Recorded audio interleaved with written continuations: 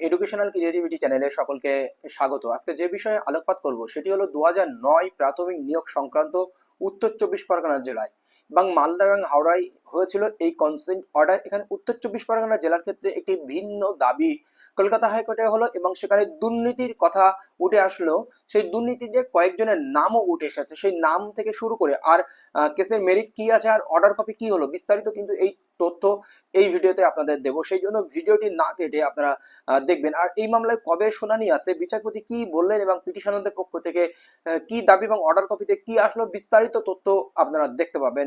চলুন আমরা স্ক্রিনে দেখে নিই বিস্তারিত তথ্য।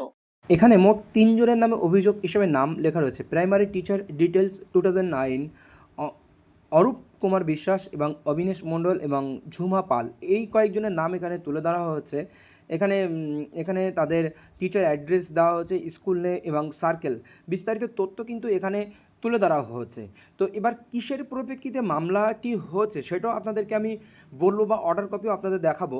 তো প্রথমেই এখানে আপনাদের এই তথ্যটি দিয়ে রাখি, এই যে 2009 সালের মামলা, এখানে বিভিন্নভাবে মামলা কিন্তু খারিজ করছিলেন বা মামলাটি গুরুত্বহীন আকারে দেখছিলেন। এর আগের বিচারপতি ছিলেন জাস্টিস বিশ্বজিৎ বসু বা বর্তমান বিচারপতি জাস্টিস সৌগত ভট্টাচার্য মহাশয়। কারণ উনি বা জাস্টিস বিশ্বজিৎ বসু আর জাস্টিস সৌগত ভট্টাচার্য, ওনারা যে কাট অফ ডেট রয়েছে সেই কাট অফ ডেটের উপরে ভিত্তি করে এটা রাখছিলেন। তো এখন এই মামলাটি তিনি রেখেছেন নির্দিষ্ট একটি ডেটে, বা এই মামলাটি উনি শুনবেন। তো এই মামলা কতটা গুরুত্ব রয়েছে সেটাও আপনাদেরকে আমি দেখাবো এবং বলবো। চলুন আমরা পরবর্তীটি দেখে নিই। চলুন আমরা দেখে নেব কেস সিনেপসিসে কি বলছে। The respondent arbitrary has no right to prepare the panel in violation of the reservation policy as guaranteed under article 64 of the constitution of India. Reservation policy যে ভায়োলেশন সেটার উপরে ভিত্তি করে অভিযোগ তুলে ধরা হয়েছে। The impugned panel is prepared malafide and without maintaining the policy of the transparency by the north চব্বিশ Parganas district primary school council. North চব্বিশ Parganas district primary school council বলছে যে mala fide and without maintaining the policy transparency না মেনে এটা সম্পন্ন করেছে। এটা কিন্তু যে 2021 বা 22 সালে যারা নিয়োগ হয়েছিল তাদের সংক্রান্ত, কিন্তু যে কোর্ট অর্ডারে কিছু নিয়োগ হয়েছে সেটার উপরে ভিত্তি করে কিন্তু এটা নয়।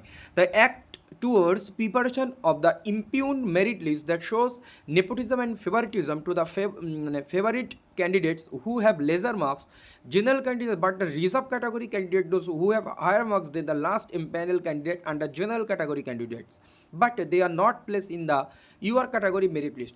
বলা হচ্ছে যারা জেনারেল ক্যাটাগরিতে হায়ার মার্কস পেয়েছে তাদের জেনারেল ক্যাটাগরিতে তাদের ইম্প্যানেল করা হয়নি, এই তথ্যটি এখানে তুলে ধরা হচ্ছে বা এখানে মানে স্বজন পোষণ হয়েছে সেটাই বলা হচ্ছে। That all such candidate at serial number 136 of the panel under OBC category, OBC ক্যাটাগরির 101 থেকে 36 পর্যন্ত এই প্যানেলের আন্ডারে যারা রয়েছে in respect of the subject selection of 2009 secured higher marks than the last impanel candidate in general category, last empanel candidate general category থেকে বেশি নাম্বার পেয়েছে ওবিসি ক্যাটাগরিতে, সেটা এখানে বলা হচ্ছে ক্যাটাগরি মেরিট লিস্ট। তো এখানে 1 থেকে 36 ওই লিস্টের কথা এখানে বলা হচ্ছে OBC category. If the north চব্বিশ Parganas DPSC prepare the merit list in terms of the reservation policy, কিন্তু নর্থ চব্বিশ পরগনা ডিপিএসসি এটার এই মেরিট লিস্টটি in terms of reservation policy মেনেই তৈরি করেছে। যদি রিজার্ভেশন পলিসি মেনে তৈরি করতো then those 36 candidate from OBC category থেকে 36 জন candidate merit list shall be placed in the general category on the basis of দেয়ার মেরিটের ভিত্তিতে তারা জেনারেল ক্যাটাগরিতে চান্স পেত। কারণ আমাদের যে রিজার্ভেশন পলিসি, কোনো নিয়োগের ক্ষেত্রে কোনো ওবিসি ক্যান্ডিডেট যদি জেনারেল ক্যান্ডিডেটের কাট অফ পেয়ে যায় তাকে জেনারেল ক্যান্ডিডেটে রাখা হবে। তো এটা হচ্ছে কিন্তু রিজার্ভেশন পলিসি, সেই পলিসি ভায়োলেশন হয়েছে, এটা নিয়েই কিন্তু মামলা। দ্যাট নর্থ চব্বিশ Parganas DPSC illegally and or motivatedly converted the exempted UR category candidate to the general category without enlisting them under the UR category list due to departure from the normal procedure of preparation of panel on the part of the DPSC north চব্বিশ পরগনাস। যে ডিপিএসসির যে north চব্বিশ পরগনার normal যে procedure রয়েছে সেই procedure এখানে মান্যতা দেয়নি, এটা বলা হচ্ছে। The merit of the petitioner are compromised and as such due to illegal placement of the candidates under different category without considering their marks. The vacancy in respect of each and every category is going to be filled up by the DPSC North Chobbish Parganas, depriving the petitioner of their right to get appointment. তো এখানে মানে পিটিশনারের যে অধিকার রয়েছে appointment সেটা থেকে বঞ্চিত করা হচ্ছে, তাদের ক্যান্ডিডেটদের যেখানে স্থান দেওয়া দরকার ক্যাটাগরিক্যাল সেখানে কনসিডার না করার জন্য এই ক্যান্ডিডেট ডিপ্রাইভ হয়েছে, সেই উদ্দেশ্যে মামলা করা হয়েছে রিজার্ভেশন পলিসি ভায়োলেশন করায়। এটা কাট অফ ডেটের সঙ্গে কিন্তু এর একটা রিলেশন নেই, কারণ এটা বলা হচ্ছে যে 2021 ও 2022-এর নিয়োগ প্রক্রিয়া। তো এই হচ্ছে মেরিট। এইবার অর্ডার কপি সহ বিচারপতি পর্যবেক্ষণটি কী ছিল শুনানিতে সেটা আপনাদেরকে আমি জানাবো, চলুন আমরা দেখে নিই।